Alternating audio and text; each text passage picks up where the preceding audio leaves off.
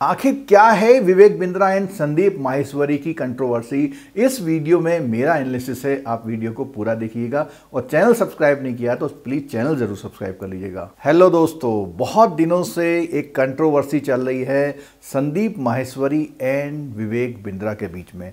दोस्तों, काफ़ी समय विचार विमर्श करने के बाद मैं आपके लिए वीडियो लाया हूं क्योंकि इसकी चर्चा जरूर आपने सुन ली होगी। अब मेरा व्यू पॉइंट इसमें क्या है, देखिए, कौन सही है कौन गलत है ये मैं बिल्कुल नहीं कहूँगा, लेकिन मैं दोनों के बारे में कुछ ऐसी बात जरूर करूँगा जिससे आप मोटिवेट हों, जिसका फ़ायदा आप उठाएं और आपके लिए वो पॉजिटिव नोड में जाए। जैसे हम बात कर रहे हैं कि एक ने दूसरे के ऊपर आरोप लगा दिया कि भैया स्कैम हो गया, दूसरे ने कहा भैया आप भी तो स्कैम करते हो, तो इन दोनों बातों को हमने साइड रख दिया। अब मैं सबसे पहले संदीप माहेश्वरी जी के बारे में बात करता हूँ। देखिए, मिलियंस ऑफ मिलियंस लोग उनके फॉलोअर्स हैं, वो अपने यूट्यूब पर ऐड नहीं चलाते, ये कह करके अपने यूट्यूब में उनके पास बहुत बड़ी भीड़ है और एक स्टूडियो प्रोग्राम लगातार करते रहते हैं जिसमें वो यूथ को कुछ ना कुछ मोटिवेट करते रहते हैं, उनकी लाइफस्टाइल के बारे में, उनको बिजनेस करने के बारे में कुछ बेसिक क्वेश्चंस बताते हैं।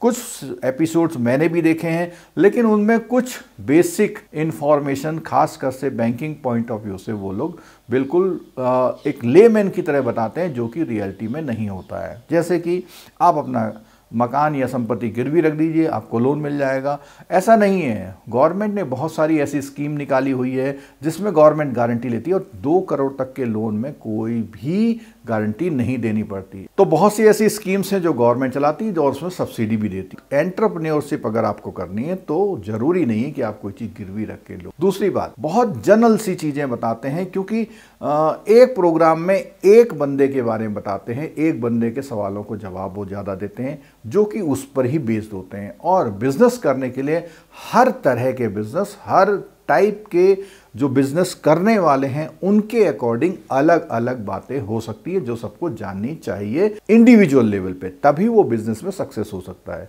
अगर हम विवेक बिंद्रा जी की बात करें तो मैं इसमें एक अच्छी बात ये मानता हूं कि उन्होंने जितने भी एपिसोड बनाए, आपने देखा होगा कि जब वो कुछ बताते हैं बिजनेस के बारे में, उसमें ऐसे ऐसे टेक्निकल कीवर्ड को बहुत सिंप्लीफाई करते हैं और आप अगर उस लेवल का इंटेलेक्ट रखते हैं तो आपके लिए फ्रूटफुल होगा।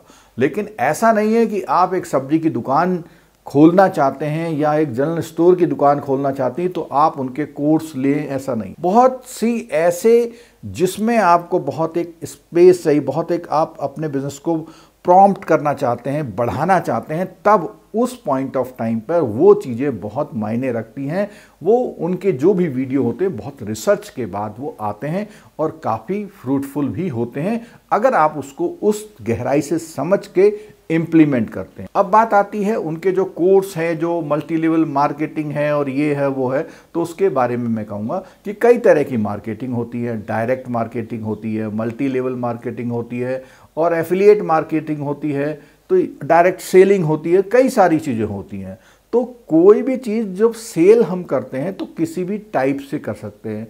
उन्होंने अपना एक कोर्स लॉन्च किया जिसमें वो बताते हैं कि हम आपको एक बिजनेस कोच बनाएंगे। उन्होंने अपनी एक कंपनी बना रखी है badabusiness.com और उस कंपनी से वो लोगों को बिजनेस करना सिखाते हैं।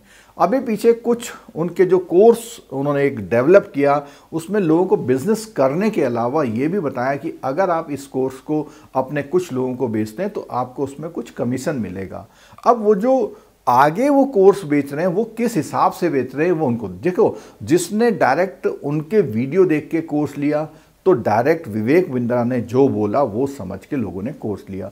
अब वो कोर्स जब अगले को दे रहे हैं तो वो क्या समझा पा रहे हैं, सिर्फ ये कह पा रहे हैं कि भैया आप ऐसा करोगे तो आपको भी लाखों रुपए मिल जाएंगे, तो वो वहां पर थोड़ा सा गलत। क्योंकि जो विवेक बिंद्रा कह रहे हैं वो समझ रहे हैं वो क्या कह रहे हैं, और जो समझ रहा है वो समझ के ले रहा है। अब उसको फायदा हुआ नहीं हुआ तो उसके पीछे कारण मैं मानता हूं जिसने कोर्स खरीदा उसने कोर्स के बारे में पहले ही जानना चाहिए था कि क्या वो कोर्स उसके मतलब का है, नहीं है। और अगर वो फेलियर हो रहा तो मेरा कहना यह है कि शायद वो उस कोर्स को समझ नहीं पाया और उसने कोर्स खरीदने में गलती करी और फिर दूसरों पर आरोप लगाना कि उन्होंने मेरा इतना पैसा लूट लिया या धोखा दे दिया, ये गलत। संदीप माहेश्वरी जी ने उन्हीं के 2-3 लड़कों के वीडियो वहां पर दिखाए और ये इस तरह से इतना मीडिया में पब्लिसाइज्ड हो गया कि लोग इस पे बात करने लगे। तो दोस्तों, कोर्स बेचना कोई बुरी बात नहीं है, डिपेंड करता है कि क्या वो कोर्स आपके मतलब का है या नहीं है। अगर आपने बिना देखे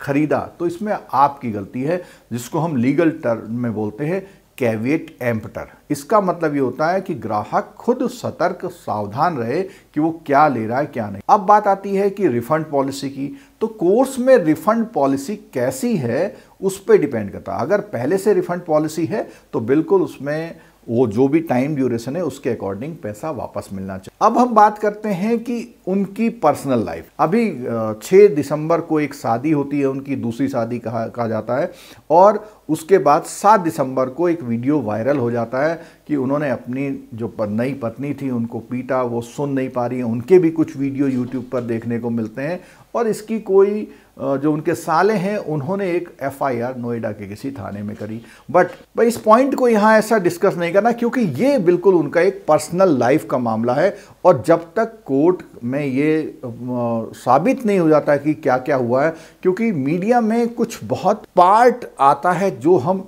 बड़े चटकारे लगा के देखते सुनते हैं, वो सब कुछ पूरा नहीं होता है।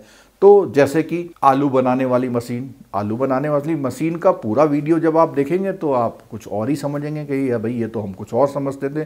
तो इसीलिए मीडिया की क्लिप्स जो है वो सर्टेनली पूरा एक्सप्लोर नहीं कर पाती, तो ये कोर्ट डिसाइड करेगा। हाँ, इतना जरूर है कि कई लोग उनको मोटिवेशनल गुरु मानते हैं, तो उसके हिसाब से उन्हें लगता है कि भाई यही घर में अपने लड़ाई कर रहे हैं, तो उसका एक बैड इफेक्ट यहाँ पर पड़ा है। और गीता की बहुत सारी बातें वो बताते हैं। अगर वो इतने स्पिरिचुअल हैं तो ऐसी चीज़ें क्यों हो गई, क्या हुआ, वो देखना है। हालांकि वीडियो में एक चीज़ और है, वो उन्हें कुछ समझाते हुए नजर आ रहे हैं, तो वो भी एक एंगल है उस वीडियो का। अब हम बात करते हैं कि कुछ उनके कंट्रोवर्शियल वीडियो भी रहे हैं। जैसे उन्होंने कुछ वीडियो ऐसे बनाए कि जो हमारा जो सोसाइटी में जो 4 स्ट्रक्चर सोसाइटी है, उसमें जो सबसे नीचे तबके के लोग हैं वो कभी भी सुपरवाइजर नहीं बन सकते, उनका काम केवल असिस्ट करना है। या उन्होंने कभी एंटी रिजर्वेशन की बात करी। तो कुछ ऐसे कंट्रोवर्सी उनकी वो भी जो सोसाइटी में पसंद नहीं की गई। ओवरऑल बात करें तो जो उन्होंने जो 10 डे MBA का कोर्स जो लॉन्च किया है, देखिए वो आपको कोई भी MBA की डिग्री नहीं दे रहे। और 10 डे MBA का मतलब है अगर आप 2 साल नहीं लगा सकते तो 2 साल में कुछ क्रक्स जरूर आइडिया लगेगा आपको कि वो 10 दिन में वो क्या वो सारी चीज़ें टच कर रहे हैं जो लगभग एक 2 साल के कोर्स में होती है। अगर आपका इंटेलेक्ट ठीक है, आपकी जो IQ ठीक है, आप थोड़ा बहुत बिजनेस के बारे में जानते हैं, थोड़ा बहुत पढ़े लिखे हैं, तो ज़रूर 10 डे MBA में आपको MBA की डिग्री तो नहीं मिली, लेकिन कुछ ना कुछ आपको वहाँ ज़रूर इंसाइट मिल सकती है कि MBA में ये होता है, और हो सकता है आप उसमें कुछ सीख भी पाएँ। जैसे कि आप लोग जब कोई बहुत इंपॉर्टेंट एग्जाम होता है तो 8-10 दिन खूब जम के पढ़ते हैं, और इतना पढ़ते हैं जितना आप 2 साल में नहीं पढ़ते। कॉलेज जाने का मतलब ये नहीं होता है कि आप 10 घंटे पढ़ रहे हैं। कॉलेज में जाते हैं 3 या 4 आपके पीरियड क्लास होती है, कुछ आप घर में आके पढ़ते हैं, बाकी दिन तो शाम को आप खेलने जा रहे हैं, सुबह आप मॉर्निंग वॉक में जा रहे हैं, छुट्टी जा रहे हैं, आने जाने का समय है, तो वो समय भी होता है। ये बिल्कुल उस तरह से जैसे एक फाइनेंशियल कॉस्ट और इकोनॉमिक कॉस्ट में डिफरेंस होता है। फाइनेंशियल कॉस्ट तो बिल्कुल साफ साफ लिखी हुई दिखाई देती है, इकोनॉमिकल कॉस्ट होती है कि भैया उसको लेने के बाद आपको कितना संतुष्टि मिली नहीं मिली, आपने पैसा कितना खर्च किया, कितना समय जाया किया, वो सब चीज़ें तो बिल्कुल उसी तरह से। हाँ, संदीप माहेश्वरी जी के लगातार इस पर वीडियो आना ये एक मेरे विचार से एक अच्छा नहीं है। एक वीडियो उन्होंने बना दिया था, फिर अब दोनों क्या है, इधर वो सफाई दे रहे हैं, उधर वो उन पर कोर्ट केस कर रहे हैं, वो कोर्ट पे फिर डिफेंड कर रहे हैं, फिर सब कुछ ऐसे चलता है। हालांकि विवेक बिंद्रा जी ने कुछ समय पहले कहा कि कुछ मिस सेलिंग होने के कारण वो कोर्स उन्होंने मई में शायद बंद कर। तो दोस्तों, ये दोनों ही दिग्गज हैं, दोनों ही अपने अपने एरिया में एक मास्टरी रखते हैं, दोनों ही यूथ के लिए इंस्पिरेशनल्स हैं, और इसका फ़ायदा डेफिनेटली यूथ को मिलता है। छोटी मोटी इंसिडेंट से उनके पूरे एक ओवरऑल पर्सनैलिटी पर प्रश्न चिन्ह लगाना ठीक नहीं होगा। दोनों ही लोगों की अपनी अपनी इम्पोर्टेंस है। तो दोस्तों, ये मैंने आज अपना एनालिसिस आपको दिया, और इसके साथ साथ आप बैंकिंग की तैयारी कर रहे हैं, JIB CIB की तैयारी कर रहे हैं, या बैंकिंग रिलेटेड अपडेट्स को जानना चाहते हैं, करंट अफेयर्स पे रहना चाहते हैं, आप चैनल को ज़रूर सब्सक्राइब कर लीजिएगा, और इस लिंक को अपने दोस्तों के साथ शेयर कर दीजिए। सब्सक्राइब करने के बाद बेल आइकन दबाना मत भूलिए, क्योंकि टाइम से नोटिफिकेशन आपको मिल पाए। दोस्तों, वीडियो देखने के लिए धन्यवाद। Thank you very much.